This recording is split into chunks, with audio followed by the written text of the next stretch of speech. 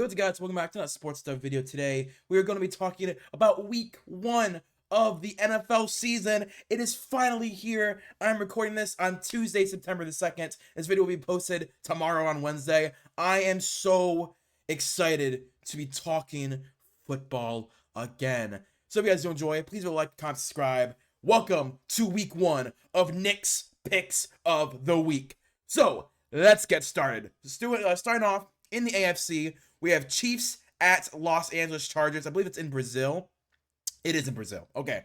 Yep, so it is going to be in Brazil on Friday. Thursday night, obviously, we have the Eagles and Cowboys playing. But on Friday is the Chiefs versus Chargers. So let's go, about that matchup. The Chargers, they've done a lot of maneuvering this offseason. They cut Joey Bosa. They kind of move their money around into younger pieces on their defense. In the draft, they grab Marion Hampton in the first round. And, let's stay on the defense for a little bit. The defense, a lot of returning names. Guys like Raheem Still, who I believe was a 5th-round pick last year, will be their starting corner. Derwin James at safety. Solid linebacker play. Khalil Mack. I like what the Chargers defense is cooking. I need to see it actually on the field, though. I do have question marks about their front seven outside of Khalil Mack. Khalil Mack, yes, he's very good, but he is 34 years old, right? Making $17 million this year. I need to see this Chargers defense. Maybe by week 5 or 6, they can get it clicking, but week 1, I do have questions about it. And for this Chargers offense, I'm very excited. I love this offense so much. You have Justin Herbert with one of the best offensive lines in football. You add Mekhi Becton to finish off the offensive line. You draft Marion Hampton. You sign Najee Harris. This is probably the best running back room that Justin Herbert has ever had. At wide receiver, you still got Quentin Johnston. You got Ladd McConkey. You draft Trey Harris in the 3rd.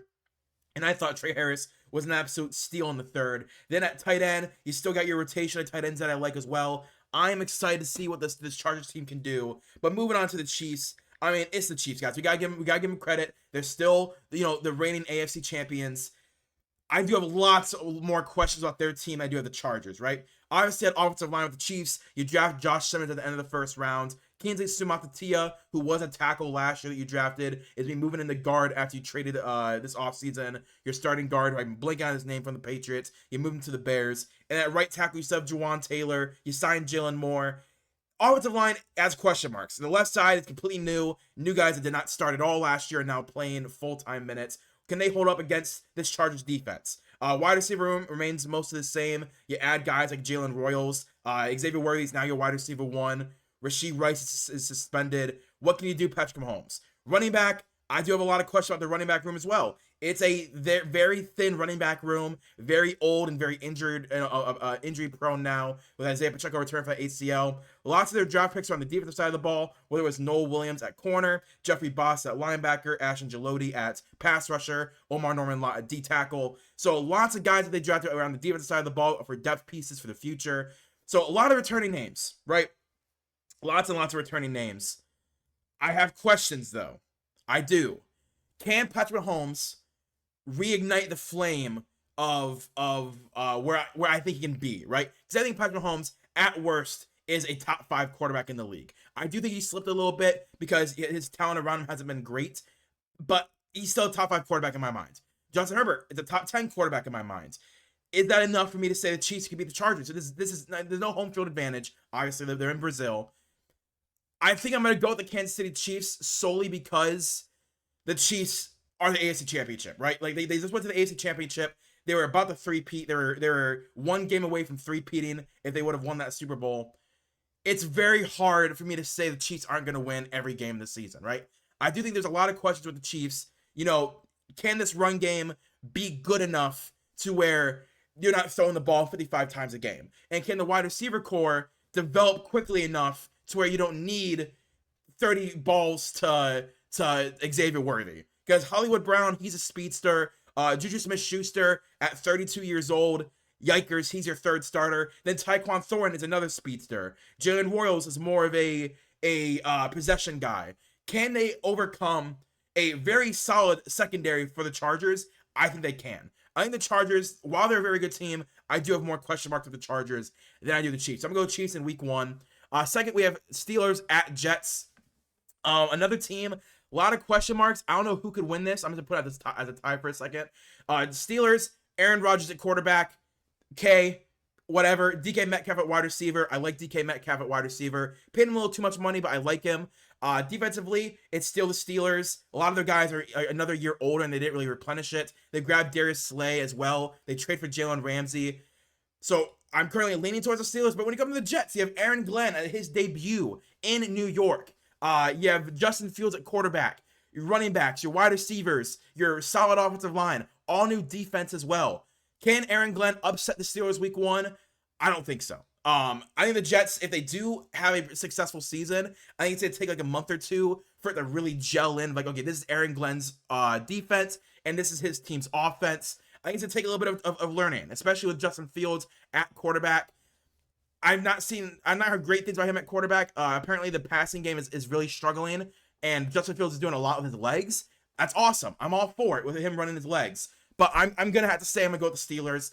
A lot more veteran presence, guys who know what they're doing, and we know what their level of play is. Justin Fields is so up and down, and Aaron Glenn, first time as a head coach, we know what Mike Tomlin's defense is going to do, and we know that Aaron Rodgers and DK Metcalf is going to be a potential really good pairing for this season. So I'm going to go with the Pittsburgh Steelers week 1, with the Jets' possibility at home of upsetting them. Dolphins at Indianapolis. Believe it or not, I am going to go Miami. As you guys may have known in my videos last week about predicting the season and predicting the playoffs and the way too early mock draft, I have the Miami Dolphins as one of the worst teams in the NFL.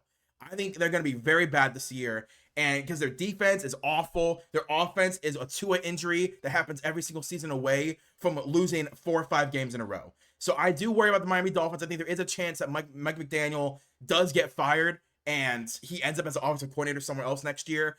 But the Indianapolis Colts, I mean, they have Daniel Jones at quarterback. Come on, man. Tua is better than Daniel Jones. And I think Daniel Jones is going to, as much talent there is at quarterback position for Indianapolis, I don't know what Daniel Jones looks like in this offense.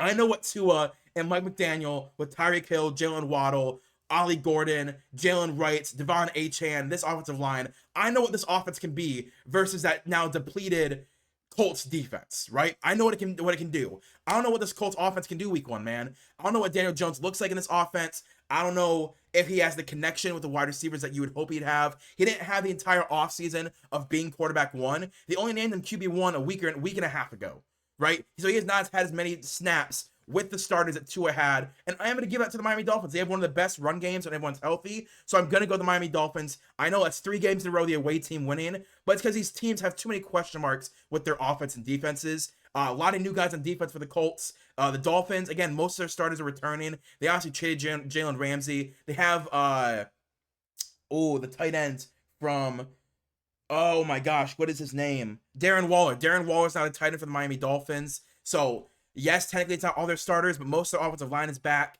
Most of their wide receivers and running backs are back. Tua's back. So I do think week 1 they could get a win in Indianapolis against a more up and down team in the Indianapolis Colts. Moving on to the Bengals at Browns.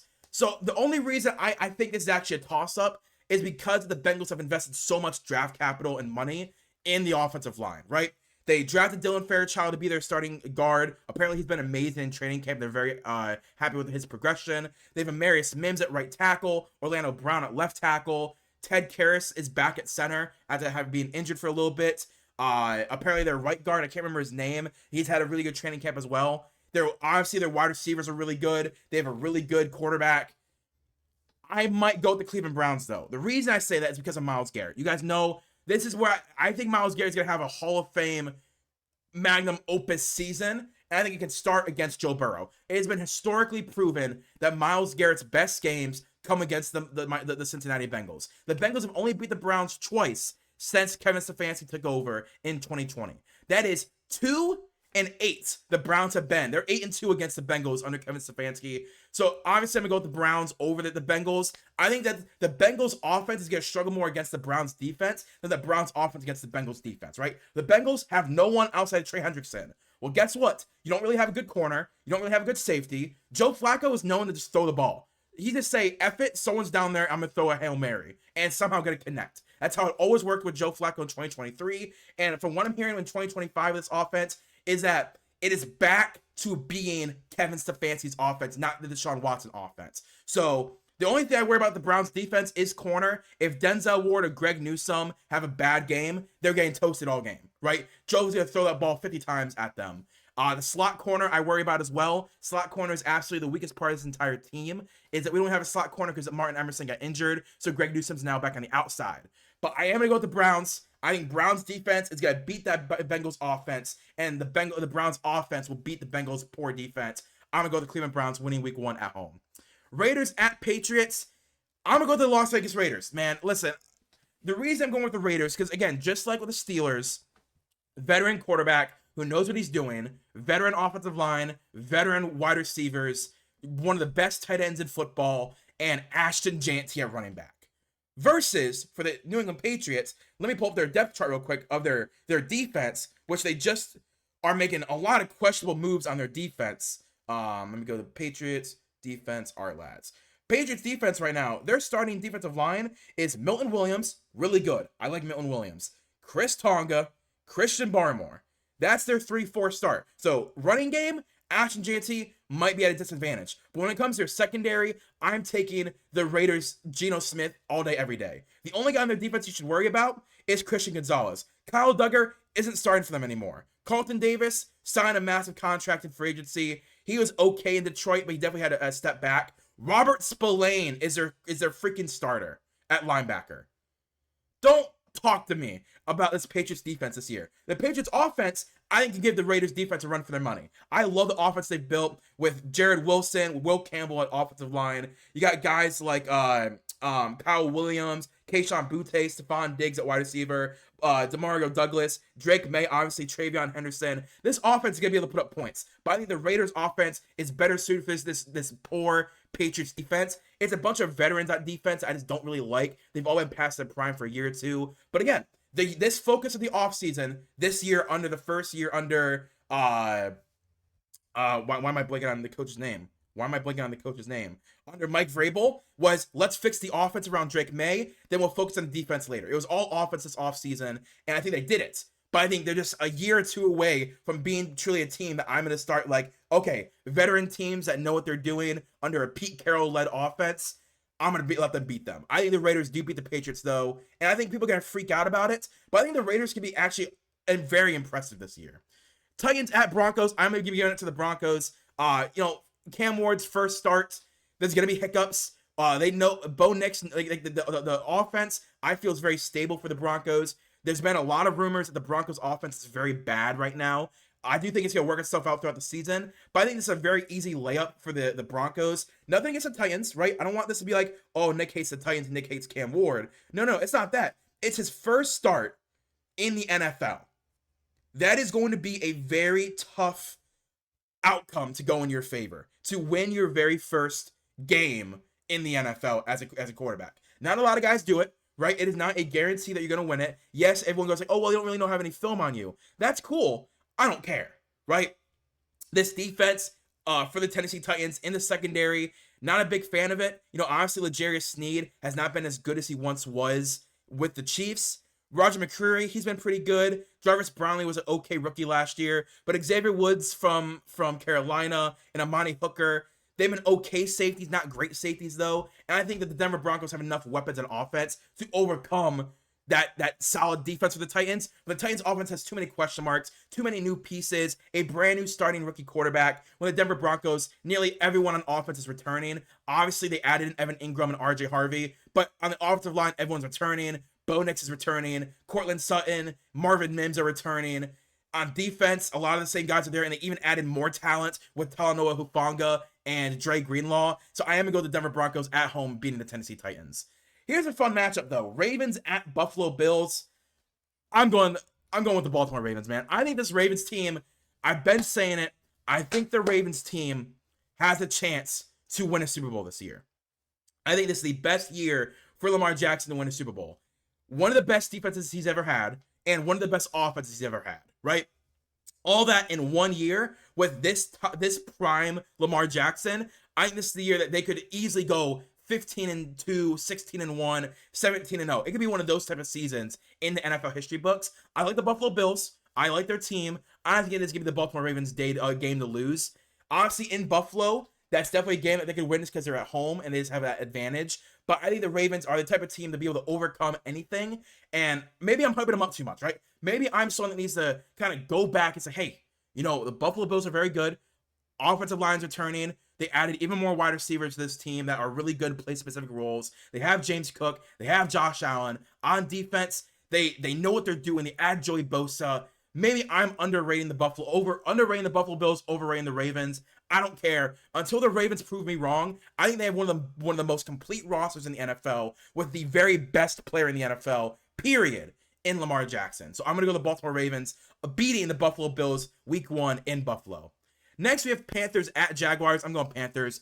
I think the same thing. I think the Jaguars, I'm not a fan of Liam Cohen as a head coach. He had 1 year as a coordinator success. That does not mean you could be a head coach. I think the Jaguars ownership and GM Trent Baalke are just trying to save this franchise from anything. So they saw 1 year of success, said, yep, you're the guy. And I think Trent Baalke's trying to save his job. And that's exactly what I'm saying, is that he said, you're hired, come work over here. I don't like it. I think there is a 95% chance the Jaguars have a top 5, top 10 pick, and they have a very poor season. I'm not the biggest fan of Trevor Lawrence anymore. In every big moment, he crumbles. He's not the guy I thought he was going to be coming out of the college football, which is crazy because he was being compared to Andrew Luck, that type of a prospect, and he has not developed the way I thought he was going to develop. And to make me re-believe in the Jaguars with Trevor Lawrence, they've got to prove it this season. Otherwise, I'm out on Trevor Lawrence. The the Panthers on the other side, y'all know I've been beating the drum for the Panthers. And they're one of the teams I'm beating the drums for this offseason. That I think they're going to be a playoff team. And I think that everything that Bryce Young needs to succeed is here in Carolina. They have the offensive line. They have the running backs. They have the wide receivers. They have the coach. Now the defense is where they finally are getting more pieces from free agency and in the draft. On offense, you add guys like Xavier Legette last year. Through the draft as well at wide receiver. You add Ted McMillan. You add Jimmy Horn. On the defensive side of the ball, you draft guys like Princely Umanmielen, Nick Scourton, 2 of the best pass rushers from this class. Then at safety, you grab Lathan Ransom, who's my number 4 safety. You get him in the 4th round. I am very impressed with how they've been able to build this roster, and this is a team I think this year can make that jump from below average to playoff contender. So I'm going to go with the Carolina Panthers beating the Jacksonville Jaguars in Jacksonville. Next, we have the Houston Texans at the LA Rams. I'm going to be going to LA Rams. Listen, man, just like I said earlier, the Rams are going to have to prove me wrong. I don't believe in them. Because I think the Rams as well, this could be one of the better seasons of their career. Excuse me. One of the better seasons in the NFL. If I'm the LA Rams, the only thing that worries me is obviously Matt Stafford's injury. And if Matt Stafford is injured, this season's over, right? He's having back spasms. He's having issues where he didn't really practice at all in training camp, or in OTAs, or in the preseason. If that continues throughout the season, I'm out on him, and this is going to look like a really bad pick. But the Houston Texans have an all-new starting offensive line, and that is going to be an issue week 1. I fully believe in that theory, where when you have basically all new five offensive linemen, there are going to be issues with timing, snap counts, how CJ Stroud likes to get the ball snapped, in-game noise, how do you overcome it? There is differences, right? And the Texans, while it's a young offensive line, I am going to worry about it. It's nothing that I think CJ Stroud is bad. I think CJ Stroud is going to have a really good season. I think there's a chance he can win the division. Obviously, I love Jaden Higgins. I love Jalen Noel. I was beating the drum for them this offseason as my wide receiver 1 was Jaden Higgins. And you draft Aronte Ursaray, who I really liked. You sign Lincoln Tomlinson. I believe you trade for Jake Andrews. You trade for Ed Ingram. Titus Howard is the only returning starter. A lot of guys in the depth chart I like as well on the offensive line. You sign my boy Nick Chubb, obviously. But CJ Gardner-Johnson you trade for, it's injured immediately. The guy that you made a big trade for is injured immediately. That's not good. I love Kalen Bullock, so no issues there. I love their defense. It's very young, still developing. You have really good pass rushers. But I just think the LA Rams, they've been there, they've done that, they've won a Super Bowl. And I think that Jared Verse, Braden Fisk are going to destroy this offensive line week 1. I love the run game of Kyron Williams. I love Puka Nacua. I love as well Jordan Whittington, who's going to get more snaps, and Devontae Adams. Come on, man. The Rams are going to win week 1. They could easily win 10, 11 games. Next, we have the Cowboys at Eagles. I'm not going to talk about it. Let's not talk about it. Eagles are going to win that game. It might be a blowout. There's no Micah Parsons. We're not talking about that game. We're not going to talk about it. Next, we have Cardinals at Saints. Oh my gosh, this is the easiest. NFC's easy. The Cardinals are going to demolish the Saints. The Saints are starting Spencer Rattler after spending a premier top second round pick on Tyler Shuck, who is 26 years old and is not ready to start. Why would you draft a dude in the second round who's 26 years old and not start him immediately? Because he's not a good quarterback. I am shocked that Mickey Loomis is not already fired for that awful draft pick. So the Cardinals, I think they're going to go 11-6 this year. I've been saying that. I think the Cardinals can be really good this year under Jonathan Gannon. He finally has a defense that he likes. All it comes down to is Kyler Murray. Can Kyler Murray deliver the ball? They have the run game, they have a solid offensive line, they have the wide receivers and tight end, and now they have the defense. The only question mark is, can Kyler Murray consistently play at a top 10 quarterback level? I think he can. I think the Cardinals are having a great season against this god-awful Saints defense and this god-awful Saints offense. They might be one of the worst teams in the NFL this year. It's a joke. It's a joke of a franchise. Next is Buccaneers at Atlanta Falcons. This is a very good game. Again, I'm gonna put in the middle for now. Buccaneers Falcons. I'm high on the Michael Penix hype. I love the offensive line. I love Bijan Robinson. I like Kyle Pitts. Apparently in training camp, he's been targeting Kyle Pitts a lot, trying to get him more involved. I've been very surprised the development of Drake London. I've been very vocal that I was wrong about Drake London, but I love what the Falcons did in the offseason as well. As much as I don't like Jalen Walker as a prospect, I love James Pierce. I rate them as one of the best first rounds in the NFL this year. Because again, I wasn't high on Jalen Walker, but I understand why they would draft him. But I was very high on James Pierce. I love what they did in the secondary as well. And the Buccaneers didn't really address the biggest need in pass rusher, right? They let Joe Tryon-Shoyinka walk. They didn't really address it in the draft, and they didn't really address it in free agency. So this offense could be very good. But I do not believe in this defense of the Buccaneers. So for that reason, I'm going with the Atlanta Falcons. I still think they're going to be able to pressure Michael Penix into making bad, erratic throws. And I don't think they're going to be able to pressure this run game into not being dominant. And that's my biggest issue.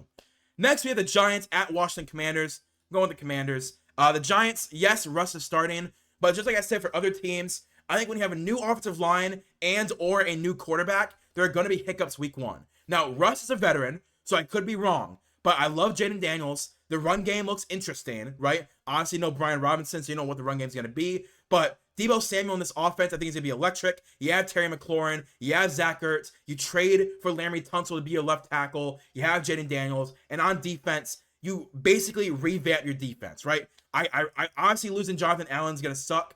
He's on the Minnesota Vikings now. I do think that's going to be an issue. But you have Deron Payne. You have another D tackle you drafted from Illinois, Newton.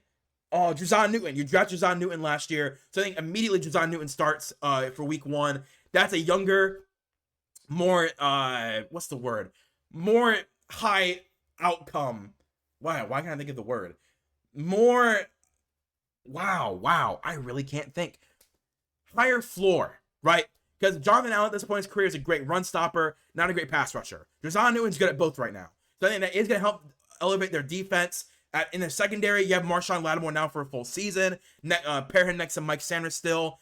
I really am a big fan of this Washington defense. Losing Jeremy Chinn could be a little bit of an issue. But for the New York Giants, I think everyone's getting fired, right? Jackson Dart, I was wrong about. I've kind of lightened my opinion on Jackson Dart as a quarterback in the NFL. Because he looked good in preseason, right? And all the beat reporters that I follow on Twitter, they're all speaking very highly of Jackson Dart, saying, wow, he looked more impressive than we thought. He's now officially quarterback 2 behind Russ with Jameis Winston as quarterback 3. So if Russ does struggle, they can throw in Jackson Dart and see what happens. So I'm going to go with the Washington Commanders. I think there's a very good chance that we see a lot of Jackson Dart this year, though.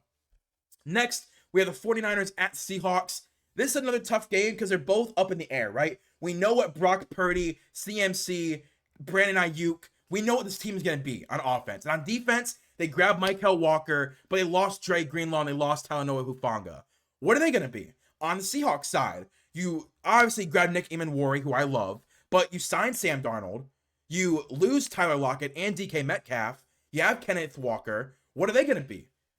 I don't know. I might lean the Seahawks for week one because Brandon Ayuk's coming back from a torn ACL. Jawan Jennings is probably not going to play week one because he wants a contract extension. And you have to trade for Sky Moore because everyone's injured, right? Russell Gage is injured. So you have to trade for Sky Moore from the Chiefs. Yikers. Sky Moore getting real NFL minutes is a big yikes from me. So I'm going to go with the Seattle Seahawks because I think their offense will be more productive, right? I think they'll get more yards and more points. But I don't think it's going to be a high-scoring game. This could easily be a 17-14 type of game where CMC gets 2 touchdowns but the Seahawks win with a game-winning field goal. That's my guess. Lions at Packers. Man, that is a great matchup. Ooh, in Green Bay? Oh my gosh, that is a great matchup, dude. I can't believe that. That's a great matchup. Now with Micah Parsons in Green Bay, I think I'm gonna go with the Lions. I think for this specific matchup, because like if Micah Parsons made his debut with any other team in the NFL, I might go with the Packers. But I think that the Lions are uniquely situated to be the perfect team to stop Micah Parsons week 1. You have Penei Sewell and Taylor Decker, right? Because did Taylor Decker retire, or was it Frank Ragnow that retired? Who retired? I don't remember. I can't remember who retired. It was Frank Ragnow. Okay, so Frank Ragnow retired. They're center. You still have Taylor Decker, one of the best left tackles in football, and you have Penei Sewell, probably the best right tackle in football. So no matter what, you feel good on the edges. Now, if Micah Parsons comes from the middle, you have Christian Mahogany, Tate Ratledge, Graham Glasgow. That could be a question, right? I'm cool with you questioning that. But on the edges, I feel comfortable with Micah Parsons versus those two guys. So then, without Micah Parsons, I would have gone with the Lions anyway. I think they have a better defense, they have a better offense. Yes, it's question marks with new coordinators, but I think this is a season that we're gonna learn that Dan Campbell's the truth, that he's the reason the Lions have become good, not because of the coordinators. We saw it with Anthony Lynn. He fired Anthony Lynn, took over play calling, and they were really, really good the second half of that first season. Then he hired Ben Johnson, and Ben Johnson took over the offense. It was very good. But we saw a Dan Campbell offense already, and it was a good offense. And they had Jahmyr Gibbs, they had David Montgomery. They didn't lose any of their weapons, right? They still have a pretty solid offensive line. They had Jared Goff, and they still have a really good defense with Aiden Hutchinson being added. I'm going with the Lions. Again, the Micah Parsons makes me question it, but if Micah Parsons wasn't there, I'm going the Lions 10 out of 10 times. But with Micah Parsons, there is a chance Green Bay could win. But I think with Taylor Decker and with Penei Sewell, I am not going to take Micah Parsons beating either one of those guys week 1 in a new defense. Finally, Monday Night Football, we have Vikings at Chicago Bears. That's going to be a fun matchup. That's going to be fun. J.J. McCarthy, his debut versus Caleb Williams and Ben Johnson. I don't know where, man, Kevin O'Connell and J.J. McCarthy versus Ben Johnson and Caleb Williams. I think I'm going to lean Minnesota because I think they have a more complete defense. I think that's where I'm going to lean. Let me check the Vikings defense real quick. Because what do they have at safety? I know they obviously lost their starting safety. They have Josh Metellus and Harrison Smith. Okay. Still really good safeties, but Jeff Okudah is their starting corner. Yikes. Jeff Okudah in 2025 is a starting corner. I might have to go to Chicago just for that reason, man. I'm joking. I'm not trying to be mean. But, I mean, they revamped their defensive line with Jonathan Allen, Javon Hargrove. Offensively, Donovan Jackson. You signed Ryan Kelly. You signed Will Freeze. I might actually go. Wow. I think I am going to go with the Minnesota Vikings.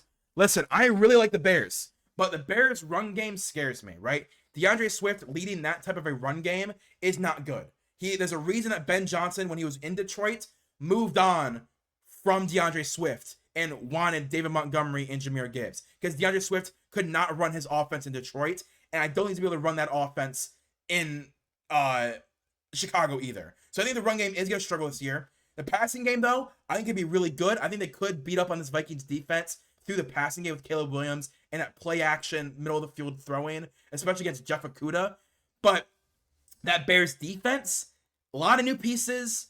The secondary, I like the secondary, but I think Justin Jefferson, he's gonna beat anyone, right? Adam Thielen coming back from Carolina. Jalen Nailor was a really good slot receiver last year, but obviously now Adam Thielen will be moving back in the slot, so Jalen Nailor kicks outside. This is a toss-up. Monday Night Football is a toss-up. I'm cool with either one of these. You guys saying either one of these teams win?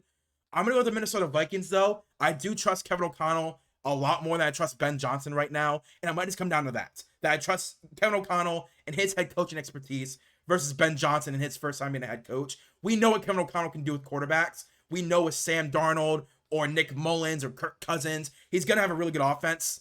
So I think JJ McCarthy, who I think could be the most accurate of all those guys, I think JJ McCarthy can have a lot of success in this team. There's a reason I have not traded him in my Dynasty League. I'm going to go to the Minnesota Vikings week 1. So that is my Knicks picks of the week. Let's go back over it. Thursday night, I think the Eagles will beat the Dallas Cowboys. Friday night, I think the Chiefs will beat the Chargers. Then Sunday, I have the Steelers beating the Jets, Dolphins beating the Colts, Browns beating the Bengals, Raiders beating the Patriots, Broncos beating the Titans, Ravens beating the Bills, Panthers beating the Jaguars, Rams beating the Texans, Cardinals beating the Saints, Falcons beating the Buccaneers, the Commanders beating the Giants, the Seahawks beating the 49ers, and the Lions beating the Packers. Then Monday Night Football is going to be Vikings over Bears. So if you guys disagree with any of these picks, let me know in the comments down below. Let me know who you think is going to be the biggest upset of the week. Do you think maybe a team like the Titans could overcome the Broncos who just made the playoffs? Or can maybe the Jacksonville Jaguars put on a 60-point game? Let me know what you guys think in the comments down below. And I'll see you guys on Tuesday to go over exactly what happened in the NFL world. So if you guys do enjoy, please do like, comment, subscribe, and I'll see you guys in the next video. Peace.